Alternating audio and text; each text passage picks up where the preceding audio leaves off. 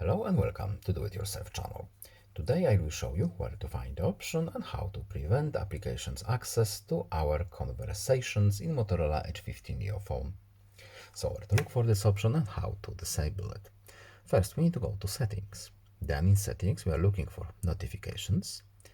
In notifications we need to go to device and app notifications. Control which apps and devices can read notifications. Yes please.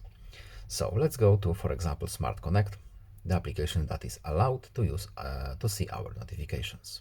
And in here, it can read our conversation. The option is on. So it will have access to our SMS, text messages, etc.